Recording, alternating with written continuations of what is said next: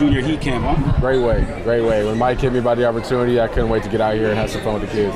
What does it mean to you to just be a part of something like this? Obviously, growing up, camps were special to you, and kids don't always get a chance to see a professional athlete. Yeah. I mean, I know how much I valued it as a kid, and so any chance I had to get back and be around the youth, it's always amazing. You're getting grilled out there. Some of the kids had some tough questions. What were your thoughts? I think they were coming for your guys' job, I think, to be honest. But no, it was fun. They're pretty insightful questions.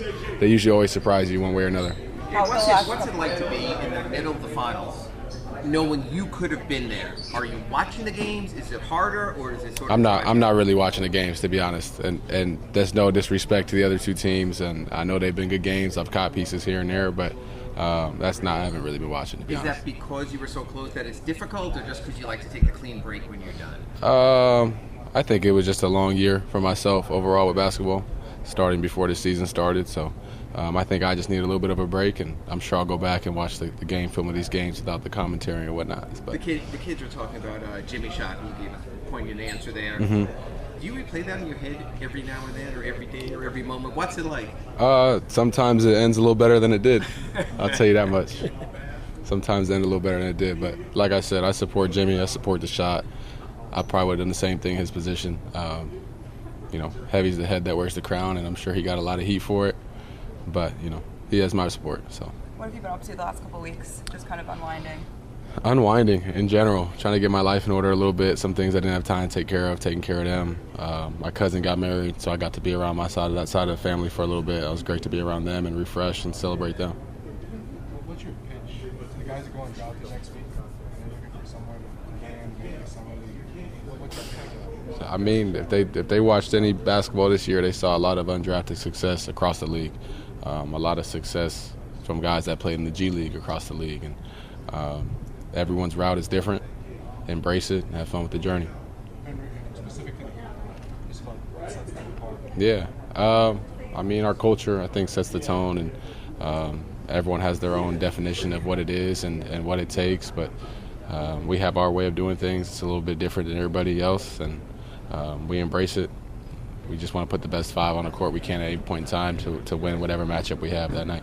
Assuming that he picks up your option, which they would be foolish not to know that you sort of have something guaranteed going forward, as opposed to last summer when you were two-way and didn't know. Is that sort of nice that you can put that concern hard and just aside and just focus on basketball? It's a little different, like you said, with the other situations I've been in.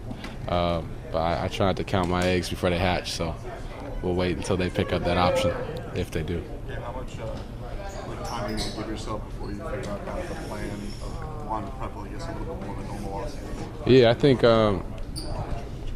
I think the prepping starts for me like mentally before it starts physically. So I think it's already started in terms of setting out the framework. What are we going to do different? How are we going to change some things? And what do we do already that we need to get better at, and so forth, and try to put a schedule together. So I think that process has already begun, and probably once I get back to California, I'll full steam ahead. So. What teammate are you expecting the best gift from? Teammate best gift? That's tough. I'm not really sure. I don't know. I went to dinner with Bam. We had a good time at dinner, so I'll probably get Bam as he wins that right now. Gabe, do you take birthdays as kind of a moment to reflect maybe on the last year and kind of set goals for yourself? I mean, for me, it's been tough because usually it's school or graduation or hopefully we're playing. So I usually tend to celebrate after the fact and just kind of carry it on through the summer. But I definitely like to reflect when I can and just try to get ready for what's next. Last year, where does it rank in terms of years of progression in your life and career? Yeah, I mean, it's been fun. There's been countless things this year that was like, oh my gosh, it's incredible. From the Olympic stuff to Team USA to, this season playing more than I had previous years, and playoff run, getting heavy minutes in the playoffs. Obviously didn't end the way we wanted it to, but there's a lot of things to hang your hat on and be proud of this year. After the chaos last summer with Team Nigeria and people like Masai and others saying we've got to make this right, how heartening is it for you that someone noticed and that someone wants to find a better way for the Nigeria national program? It's great that they took notice, but I mean we're currently dealing with a little bit of a self-imposed ban we're trying to battle through right now, and we've put a lot of work in to get to where we are on the national stage, and we'd love to keep that going instead of starting over at square one. So we're doing some work on the back end right now to try to figure some of that out. Gabe, you spoke about incorporating the mid-range more into your offensive game this offseason. Is there any guy you watch film of, like, particularly good enough in that pocket? I mean, there's two guys in this league that are really good at it on the same team, being Chris Paul and Devin Booker. They've been great at it. Obviously, DeMar, it's part of his name now. Melo made a career off of it. But I think Chris Paul might be one of those guys that is just a specialist in the pick and roll, a legend of this game, and he uses it to his advantage just to keep the defense honest. And you go back and watch older film of Gilbert Arenas, those guys could always get to the elbows in an ISO situation and get a shot up. So the play's there. Obviously, the game has changed. We value the three more, get to the free throw line more.